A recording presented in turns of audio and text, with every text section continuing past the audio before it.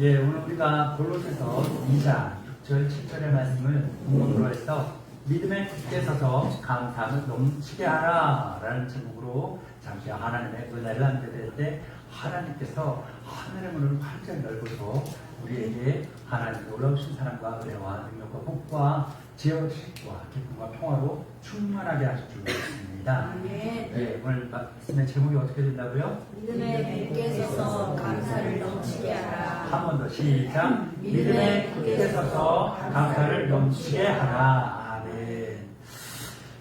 지난주 우리 바울을 한번 기억해 보시기 바랍니다. 바울이 놀라운 선택을 했어요. 자기가 잘못한 게 있어요? 없어요. 억울해요. 그러나 자기의 억울함을 해명하고 또한 자기의 당당함과 떳떳함을 강조하기보다는 주의 영광을 위하여 내 자존심마저 내려놓는 그러한 놀라운 선택을 했던 그 바울의 결정, 그 선택은 오늘 말씀과 이어집니다. 그가 했던 감사, 오늘 골로새 교회에 보낸 말씀 가운데 나오는 그 감사를 넘치게 하라라는 그 감사의 원천이 어디에서부터 시작되는지를 우리로 하여금 잘 알고 있는 그 내용이라 할 수 있겠습니다. 오늘 맥주 감사주를 맞이하여 우리는 그 감사의 뿌리를 더 깊이 파고 들어갈 수 있는 귀한 은혜가 있기를 바랍니다. 오늘은 보시는 바와 같이 지난 6개월 동안 하나님께서 베푸신 그 은혜와 복을 헤아리고 기억하며 감사하는 맥주 감사절입니다. 오늘 이 자리에 앉아 계시는 모든 믿음의 동반자들, 형제, 자매들 제각각 나름의 삶을 살면서 상반기를 보냈을 것입니다.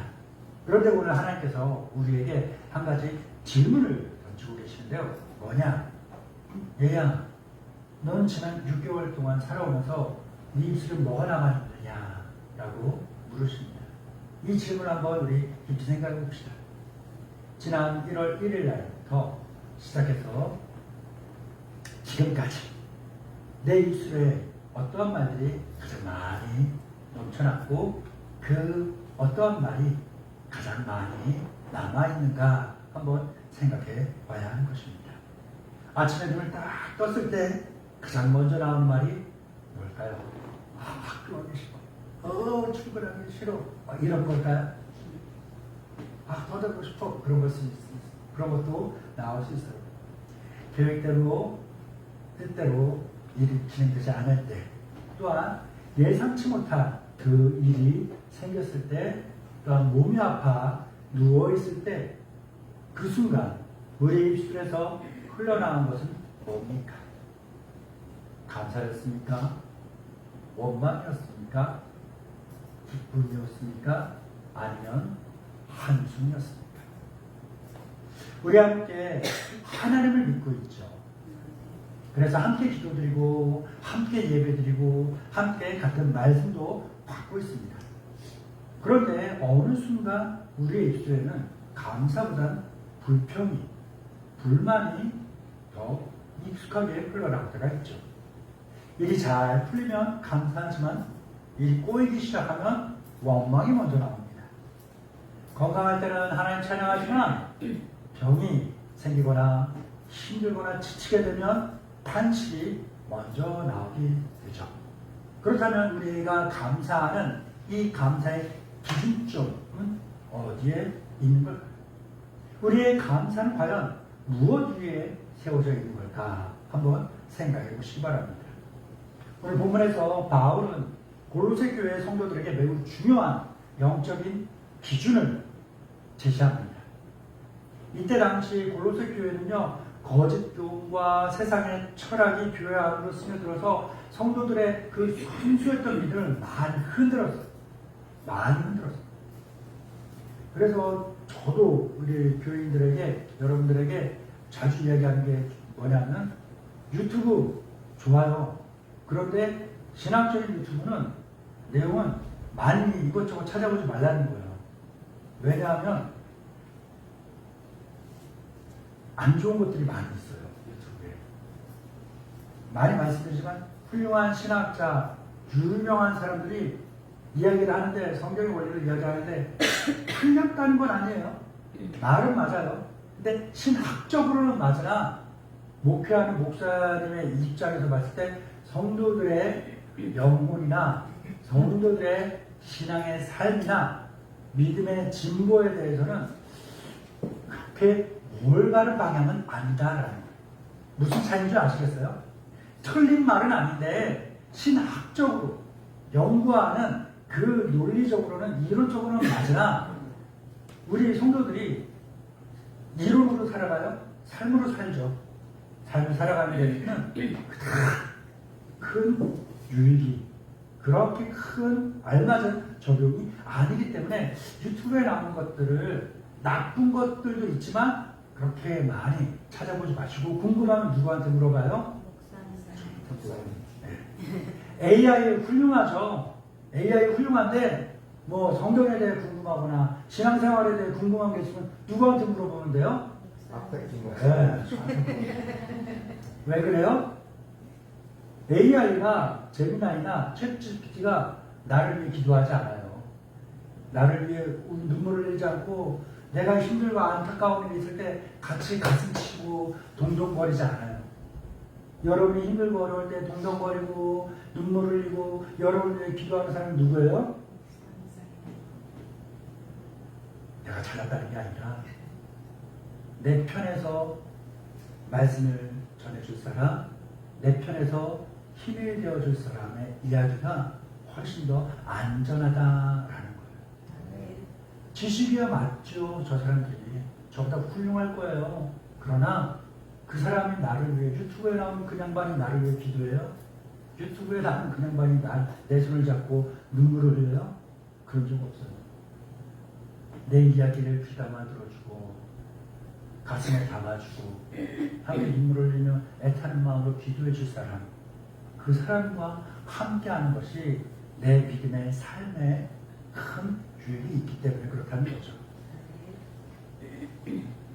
골로새 교회는요, 근데 세상에 철학, 논리, 지식 이런 것들이 많이 들어왔어요. 그게 나쁘다는 건 아닌데 이것이 들어와서 성도의 믿음에 올바른 영향을 미쳤으면 좋은데 옳지 못한 영향을 미쳐서 성도들의 그 순수하고 아름다웠던 그 칭찬받을 만한 믿음이 지식만 가득한 믿음이 되어버린 거예요. 헐의 허식만 과시하고 내 이름을 내고 그러려는 것만 가득한 그러한 가짜 믿음이 되어버렸다는 거예요. 풍성 어때요? 아름답죠? 이쁘죠? 그런데 그곳엔 뭐가 가득 차 있어요? 바람만 가득 차 있는 거예요. 바람 빠지면 바람 빠진 풍선은 어때요? 바람 들어가기 전 풍선은 이뻐요. 탱탱해요. 바람 확 잔뜩 넣는 풍선 어때요? 이뻐요. 알록달록해요. 땡땡하고요. 또 반짝반짝해요.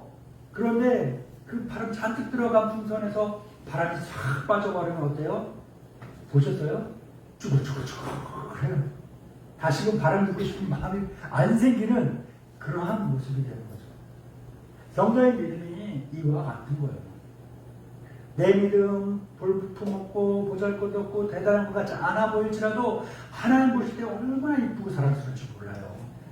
그 많은 열매, 세상 사람들은 그걸 이야기하지만 주님께서는 무엇을 원하세요? 나중에도 나오겠지만 예수님 앞에 붙어있는 것, 이거를 원하십니다. 골로새 교회에 이런 것들이 많이 약해져 버린 거야. 안타까운 바울이 편지를 써보낸 게 골로새서의 말씀인 겁니다. 바울은 오늘 편지를 써보내면서 그 골로새 교회 성도들에게 너희 믿음을 단단하게 세우기 위해서 새로운 어떤 방법을 찾아라, 어떤 책을 봐라, 어떤 선생님을 모셔서 강론을 들어라 이렇게 이야기하지 않았습니다. 바울은요 그들에게 이야기한 게 뭡니까? 이미 받은 예수 그리스도 안에서 굳게 서라라고 권면하고 있는 겁니다.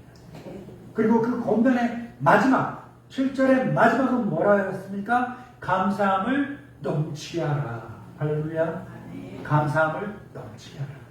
바울에게 감사는요 단순히 매너, 에티켓이 아니었습니다. 신앙의 성숙한 열매가 바로 감사였던 것입니다. 믿음이 잘 자란 사람에게는 반드시 열리는 열매가 있는데 그게 뭘까요? 바로 감사인 것입니다.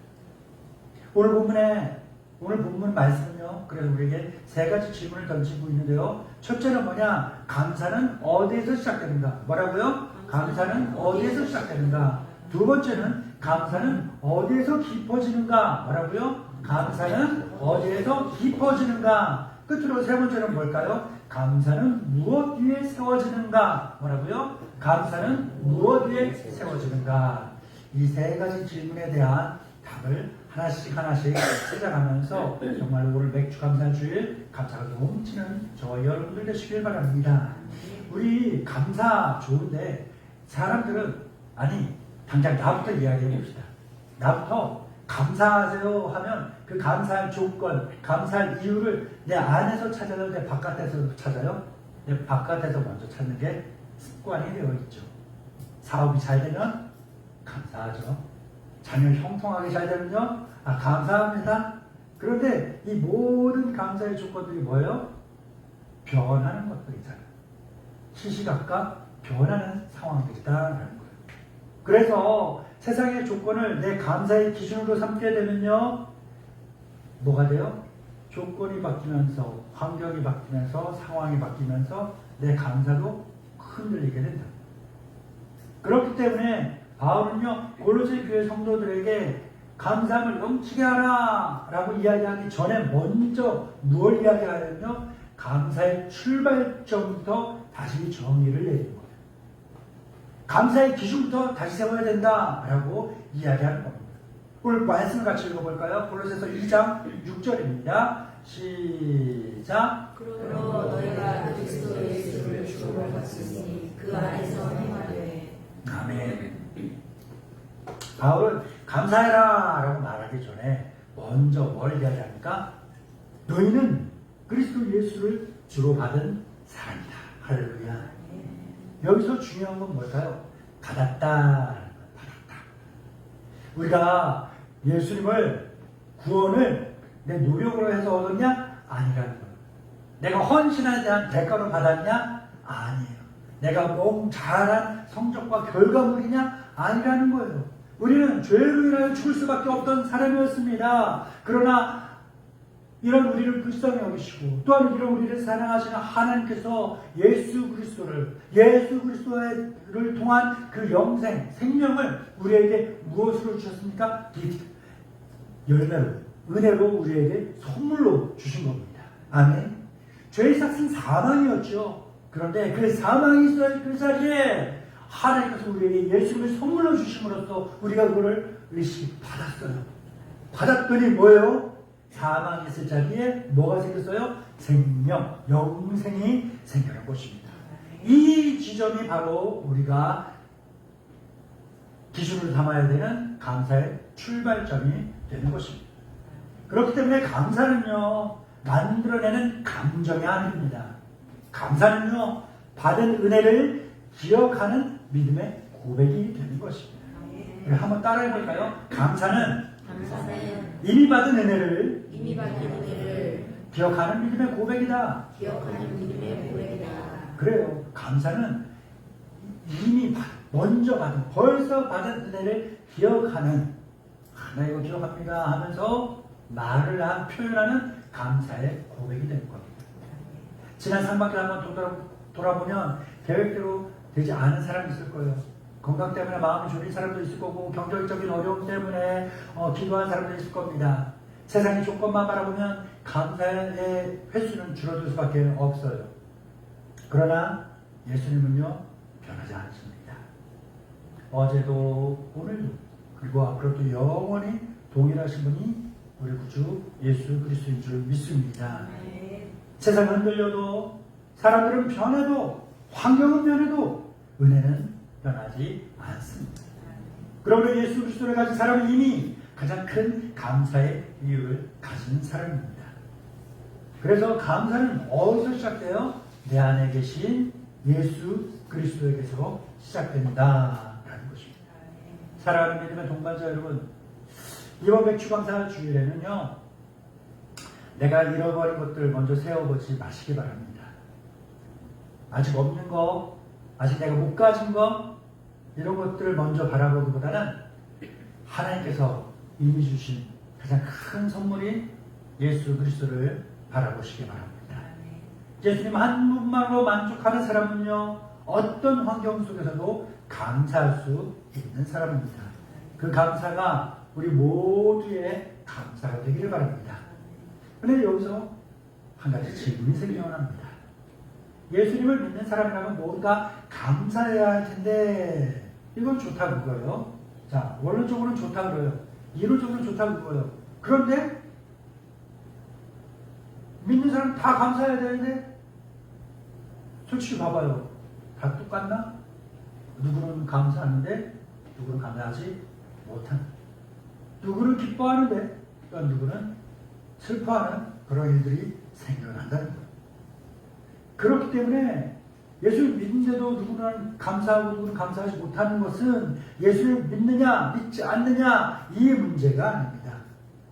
예수를 믿고 있음에도 누구는 감사하고 또한 누구는 동시에 감사하지 못하는 일이 생기는 것은 무엇 때문이냐? 얼마나 내가 예수님께 깊이 뿌리 내리고 있느냐 아니냐, 그 차이를 보여주고 있는 겁니다.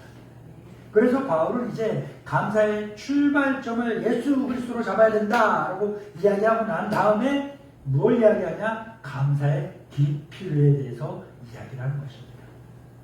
여러분, 식물은요, 아름다운 꽃이나 시원해 보이는 이파리로 살지 않습니다. 식물이 생존할 수 있는 이유는 무엇 때문이에요? 뿌리 때문에 그런 것입니다. 뿌리는요, 평소에 눈에 보여요? 보이지 않습니다. 그러나 비바람이 불고 태풍이 몰아칠 때 되면 가장 먼저 드러나는 것이 뭐예요? 식물에 갖고 있는 뿌리의 능력이다라는 거예요. 우리의 믿음도 마찬가지입니다. 이어지는 말씀 볼까요? 골로새서 2장 7절 상반절 말씀 한번 보겠습니다. 시작. 아멘. 태풍이 불면 가장 먼저 차이가 드러나는 것이 뿌리예요.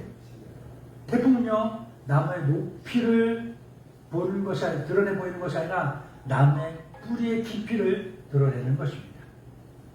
뿌리가 얕은 나무는요, 태풍이 불면 금세 부러지고 뿌리가 뽑히죠. 그러나 뿌리 깊은 나무는요, 태풍이 불 때 흔들릴지언정 부러지고 넘어지지는 않습니다.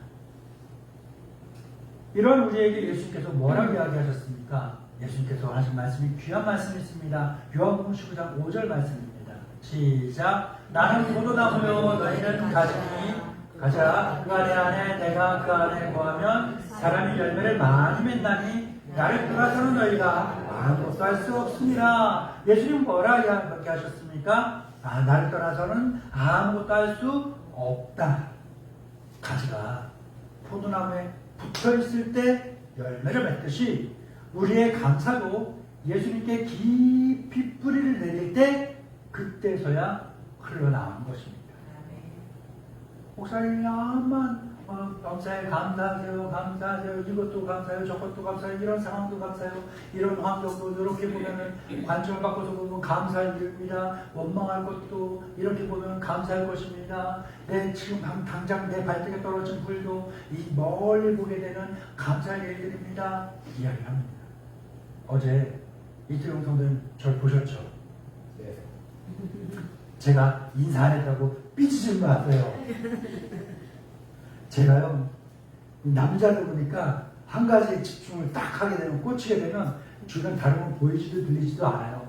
단순해요. 그 시간 제가 뭐 했냐면요, 제 아내 따라간다고 빨리 맞추고서 운동화를 확 간 거예요. 그래갖고 빨리 따라가야지 싶어갖고 그거만 따라가고, 그래서 그런 거예요. 운동화 어제 딱 맞추고서 집에 들어갈 때 이야기입니다.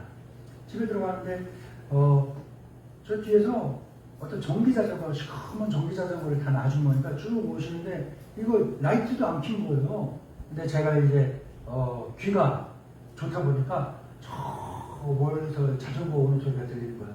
필급 보니까 속도가 빠른 자전거야. 그 자전거와 비키라고 딱 안쪽으로 끌었죠. 자전거가 지나가요.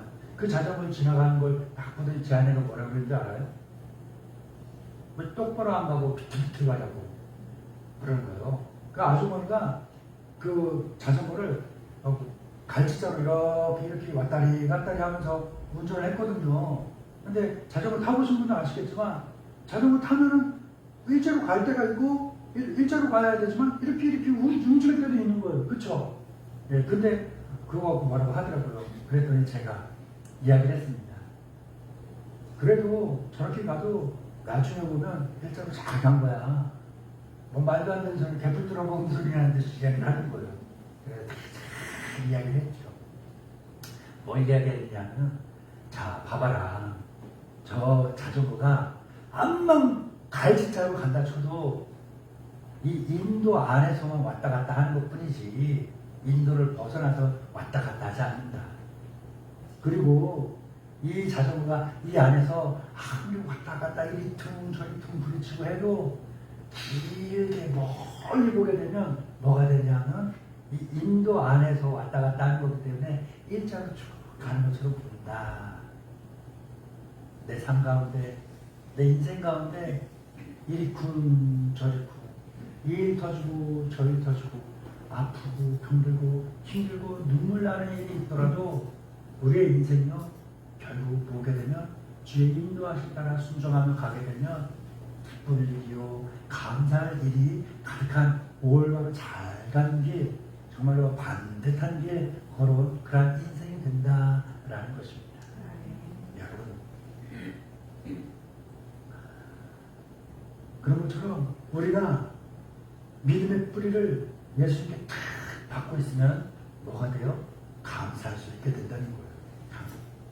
그런데 우리가 믿음의 뿌리를 외부적인 조건에, 환경에, 혹은 다른 사람들과 비교하려고 다른 사람에게 두잖아요? 그러면 계속 함께 무너지는 거예요. 무너지는 거예요. 사람에게 우리 감사의 조건을 두면 그 사람 떠나면 감사도 무너져 버리는 거예요. 환경에 뿌리를 두게 되면 환경이 무너질 때 내 믿음도 함께 무너지는 거죠. 그러나 우리의 믿음이, 우리의 마음이 예수님께 깊이 뿌리되어 있다면 어떤 상황과 어떤 환경 속에서도 생명을 공급받기 때문에 받습니다. 그렇기 때문에 시련은요 믿음을 무너뜨리는 것이 아니에요. 시련은 확인시켜주는 좋은 기회가 됩니다. 뭐냐? 지금 나의 믿음, 우리의 믿음이 어디에 뿌리를 내리고 있는지를 확인할 수 있는 귀한 기회가 되는 것이 시련인 것입니다. 그렇기 때문에 시련은요 우리를 넘어뜨릴 수 없습니다. 시련이 몰아칠지라도 우리는 넘어지지 않습니다. 우리 시련은 딱 그 기능만 하고 있어요. 뭐냐? 우리가 지금 또한 지금까지 무엇을 붙들고 살아왔는지를 확인시켜주는 그러한 기능을 갖고 있는 것 뿐입니다. 시련이 아마 큰 것 같아요? 그 시련보다 우리 주님은 훨씬 더 큽니다. 아멘. 하나님은 연단을 통해서 우리 믿음의 뿌리를 더 깊이 든든하게 만드십니다. 우리가 시련하면 떠오르는 성경의 인물이 있죠. 누구예요? 욥입니다. 욥은요 재산도 잃어요, 자녀도 잃어요, 건강도 다 잃었어요. 그런다 욥이 이렇게 고백했잖아요. 뭐예요? 주신 이도 여호와시오, 거두신 이도 여호와시오니 여호와의 이름이 찬송을 받으실지니이다. 할렐루야. 같이 읽어볼까요? 주신 이도 여호와시오, 거두신 이도 여호와시오니 여호와의 이름이 찬송을 받으실지니이다. 아멘. 그래요. 조건이 사라졌을 때도 남아있는 감사, 그것이 바로 우리 깊은 감사입니다. 사랑하는 믿음의 동반자 여러분, 오늘 여러분 우리는 믿음의 뿌리가 어디에 박혀 있는지 한번 생각해 보시기 바랍니다. 내 믿음의 뿌리가 환경인가, 아니면 사람인가, 내 감정인가, 아니면 예수 그리스도인가. 이제 시작되는 이 하반기도요 분명히 어마어마한 바람들이 계속 몰아칠 거예요. 그건 확실해요. 확실합니다. 그런데 예수님께 깊이 뿌리내린 그 사람은요 흔들릴지언정 넘어지지 않아요. 부러지지 않습니다. 깊이 뿌리내린 믿음, 포도나무이신 예수님께 단단하게 끝까지 붙어있는 그러한 가지처럼 환경을 초월한 감사가 가득한 그러한 삶을 살아내는 저 여러분들도 되시길 바랍니다. 자, 이제 마지막 세 번째 질문이 남았습니다. 예수님께 깊이 뿌리를 내린 그 믿음은 결국 어떻게 더 견고해질 수 있을까? 이 질문에 대해서 바울은 바로 답을 제시해요. 뭐냐? 감사가 말씀 위에 세워질 때 가능해진다는 거예요. 집을 지을 때 중요한 게 뭔지 한번 보세요. 기초가 중요할까요? 인테리어가 중요할까요? 그렇죠. 다 알죠. 이제 우린 선수야. 이제 다 알아. 말씀 다 알아. 그 말씀을 살아내는 게 힘들지. 자, 집을 지을 때 중요한 건 인테리어보다 기초가 더 중요한 거예요. 기초가 튼튼하면요, 비바람이 불어도 집이 무너지지 않습니다. 뿌리가 생명을 공급하는 역할이라면요, 기초는요, 흔들리지 않는 방향을 제시해주고 있습니다. 우리가 뿌리를 누구에게 내려야 된다고요? 어디에 내려야 된다고요? 예수님께 내려야 돼요. 뭐라고요? 예수님께 내려야 돼요. 그럼 예수님으로부터 뭘 공급받아요? 생명을 공급받는 거예요. 그렇다면 우리가 이제 기초에 대해 이야기하는 거예요.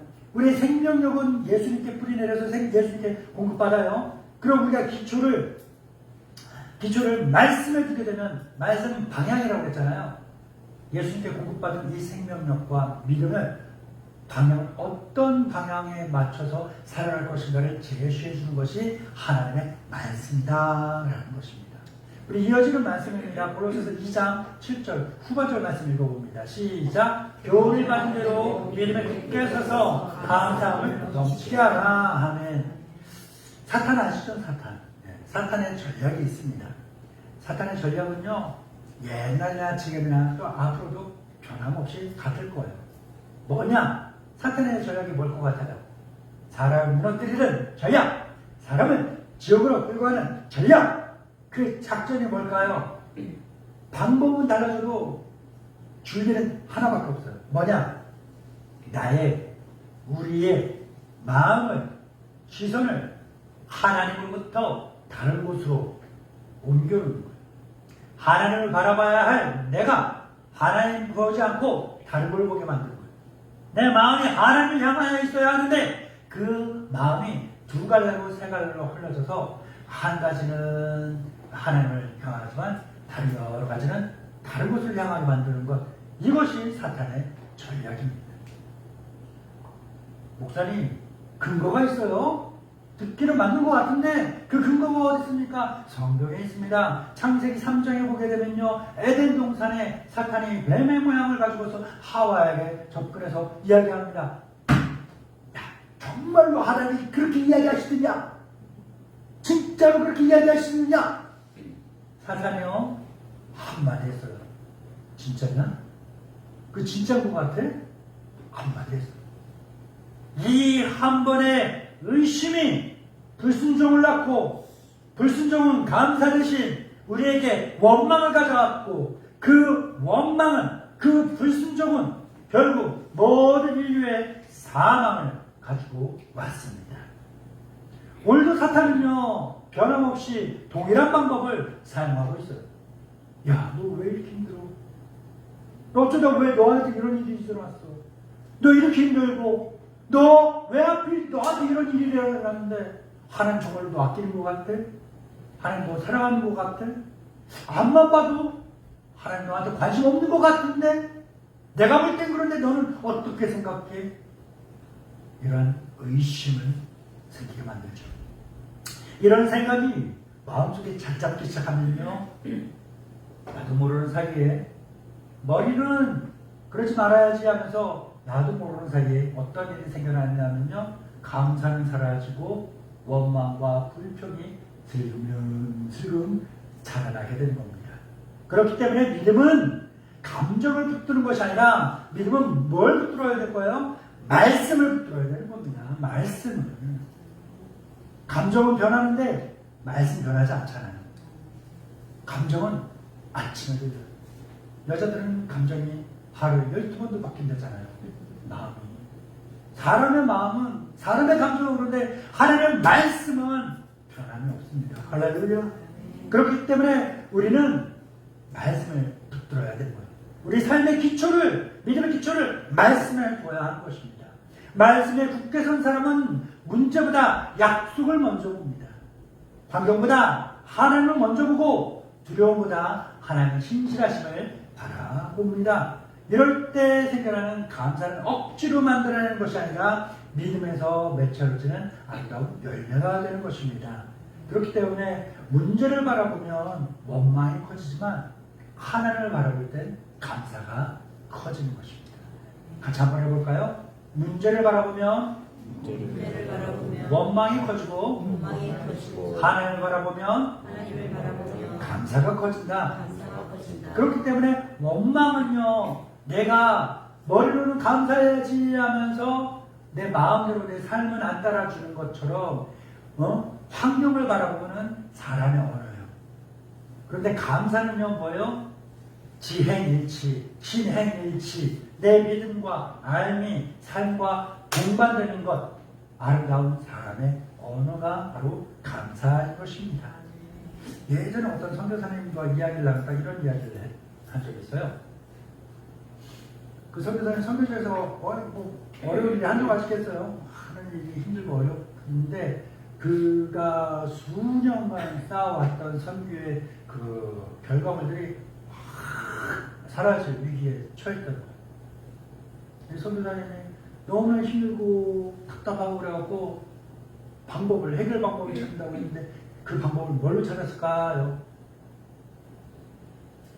아침에 일어나서 성경을 보는 거예요. 아침에 일어나서 성경을 손에서 읽는 거예요.